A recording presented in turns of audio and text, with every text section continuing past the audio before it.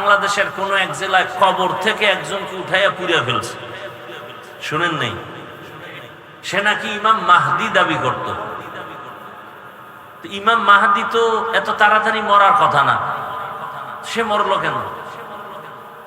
ইমাম যদি মরে মুক্তাদির উপায় কি? ডাক্তারের রোগে ধরলে রোগীর উপায় কি?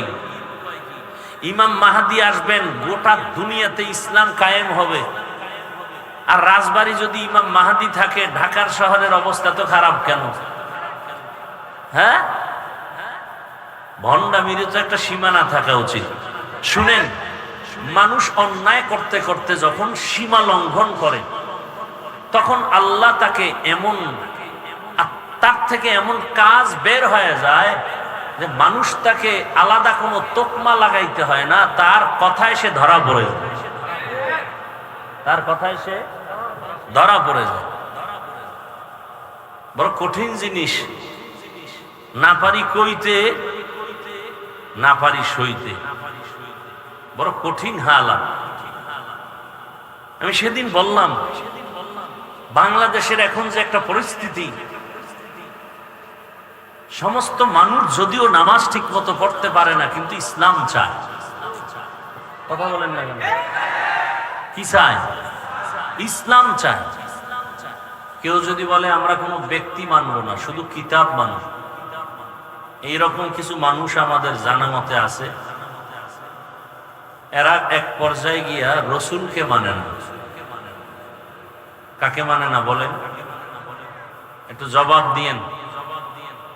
এমনকি এরা সাহাবায়ে কেরামদের বিরোধিতাও করে। তাহলে আপনাদের ধারণা কি, যারা সাহাবায়ে কেরামদের বিরুদ্ধাচরণ করে, রসুলকে মানে না, এরা হক না বাতিল? এরা বাতিল হওয়ার কারণ কি? কি দুর্বলতা? এরা শুধু কিতাব মানে, কি মানে না? ব্যক্তি মানে না।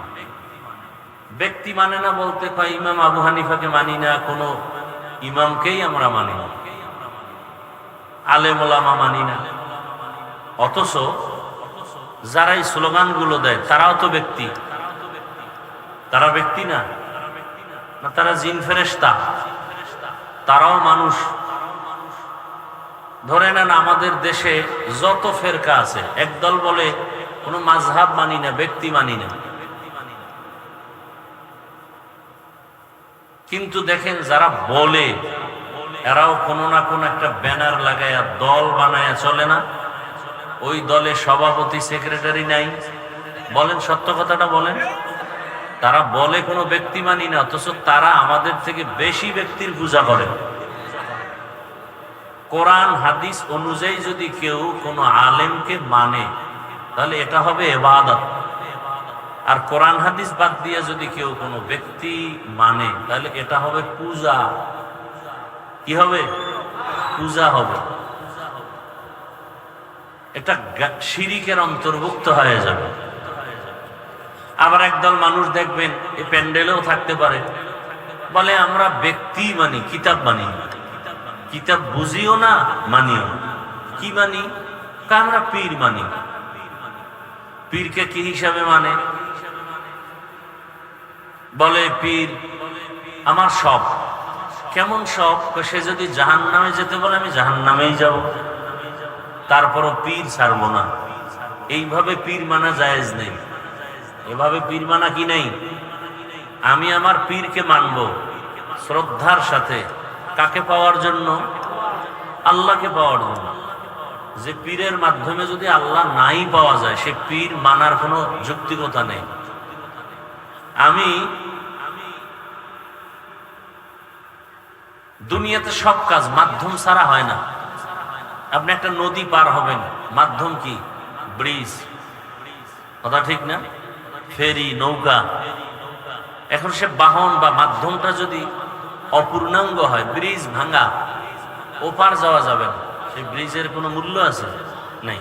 আমি বয়ান করতেছি, মাধ্যম কি? মাইক। কথা ঠিক না? যদি মাইক সাউন্ড না দেয়, কোনো মূল্য আছে? নাই। তাহলে আমি পীরের কাছে যাব কেন? উদ্দেশ্যই তো আমাদের জানা নেই, এই জন্য বিরোধিতা করে। একদল বেশি আগায় গেছে, একদল অনেক পেছনে গেছে।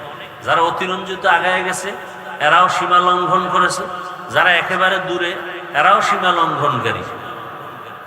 পীরের কাছে যাব কেন? আচ্ছা আমাকে একটা জবাব দেন তো, আপনারা অনেক বুঝদার মানুষ। আল্লাহ কয়জন বলেন? সবাই বলেন। আল্লাহ যে এক, কোন দিক থেকে এক বলেন? বুঝে শুনে বললেন। আল্লাহ কি সব দিকে আছেন?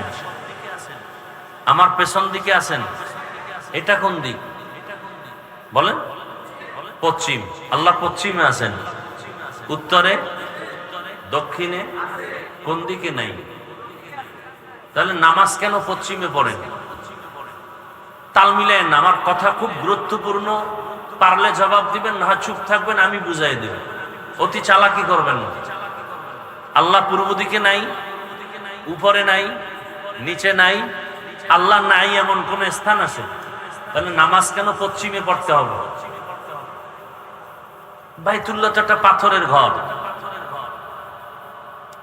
বাইতুল্লাহ তো আল্লাহ না, আল্লাহ বানায় নাই, বানাইছে ফেরেশতা। প্রথম বানাইছে বাইতুল্লাহ ফেরেশতা। এই বাইতুল্লাহকে ভেঙ্গে চুরমার করে নতুন করে নির্মাণ করা হয়েছে 13 বার। কতবার? 13 বার। সর্বশেষ বাইতুল্লাহ নির্মাণ করনেওয়ালা হলো হাজ্জাজ বিন ইউসুফ। হাজ্জাজ বিন ইউসুফ। এবং তার বানানো সিস্টেম অনুযায়ী এখনো বাইতুল্লাহ আছে। এরপরে আর নতুন ভাবে নির্মাণ হয়নি, বরং রং লাগছে, সংস্কার হয়েছে, নির্মাণ না। আল্লাহ। তাহলে আমরা নামাজ কেন পশ্চিম দিকে ফিরে পড়ি? সব জায়গায় তো আল্লাহ আছে। কোরআন আছে, হাদিস আছে না নাই? কোরআন আছে না নাই বলেন? আছে। মাযহাব মানবো কেন? চরমনাই যাব কেন? তাবলীগে যাব কেন? হাফিজুর রহমান সাহেবের শুনবো কেন? তার কথা মানবো কেন? ইমামের কথা শুনবো কেন? আল্লাহ তো সব জায়গায় আছে। পশ্চিম দিকে নামাজ পড়বো কেন? পূর্ব দিকে পড়লেও তো হবে, পশ্চিমে পড়লেও হবে, উত্তরে পড়লেও হবে। আল্লাহকে নামাজ পড়ি কার জন্য? কার জন্য? আল্লাহর জন্য। তো আল্লাহর জন্য নামাজ পড়লে আমি যেখানে সেজদা দিব সেখানে কবুল। আমি পূর্ব দিকে বসেও যদি আল্লাহকে ডাকি, আল্লাহ শুনবেন না? পশ্চিম দিকে কেন? এই প্রশ্নের যেই জবাব, কোরআন আছে, হাদিস আছে, মাযহাব মানবো কেন? পীরের কাছে যাব কেন? আল্লাহওয়ালার কাছে যাব কেন? এই প্রশ্নের সে একই জবাব। যে একটাও জানে না, এর উপায় কি? বাইতুল্লাহর দিকে ফিরে নামাজ পড়ি কেন? এই প্রশ্নের উত্তরও জানে না। তাহলে সে ওই প্রশ্নের উত্তর কিভাবে জানবে? ইবাদত করি কার? সেজদা দেই কাকে? বাইতুল্লাহ কেন? পশ্চিম কেন? রোজা রাখবো আল্লাহর জন্য, জিকির করবো আল্লাহর জন্য, তেলাওয়াত করবো আল্লাহর জন্য, পীরের কাছে যাব কেন? সে তো আল্লাহ না। নামাজ পড়বো আল্লাহর জন্য, বাইতুল্লাহর দিকে কেন? বাইতুল্লাহ তো আল্লাহ না, ওটা পাথরের ঘর। এই প্রশ্নের যেই জবাব, ওই প্রশ্নের সে একই জবাব। যারা বুঝে না এরাই অন্ধের মতো মনে করে ভালো দিকে যায়, মূলত জাহান্নামের দিকে যায়।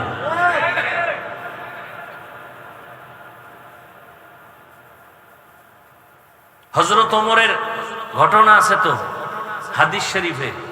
হজরে আসওয়াদে চুমা খায় হাজী সাহেবরা, শুনছেন না? তো ওমর বলে, এই পাথর, তোর মধ্যে কি আছে? তুই তো একটা বস্তু, পাথর। তুই কারো উপকারও করতে পারো না, ক্ষতিও করতে পারো না। ক্ষতি করার ক্ষমতা আমার আল্লাহর, উপকার করার ক্ষমতা আল্লাহ। তোকে চুমা দেই কেন? রসুল দিয়েছেন, এজন্য দেই। রসুল দিয়েছেন। তাহলে ওমরের কথার সাথে মিলায়ে বলবো, মুরব্বি মানবো কেন কোরআন হাদিস থাকতে? বলুন তো, সাহাবায়ে কেরামের সামনে কোরআন ছিল রসুলের থেকে? রসুলের উপরে বর্ণিত কোরআন সাহাবাদের সামনে ছিল না? হাদিস রসুলের ছিল না? এরপরে রসুলকে মানছেন না মানেন নাই? সাহাবায়ে কেরামের পরে আসছেন তাবেঈন, তারা সাহাবায়ে কেরামদেরকে মেনে চলেছেন। এজন্য আমরা পীরকে মানি আল্লাহ পাওয়ার জন্য, রসুলকে চিনার জন্য, কোরআন হাদিস বুঝার জন্য। কতক্ষণ মানি? তারা যতক্ষণ কোরআন সুন্নাহর পথে থাকবেন। যদি দেখি আমার পীর মুরব্বী কোরআন সুন্নাহর লাইনে নাই, আমিও তারে মানার পথে নাই। সহজ কথা।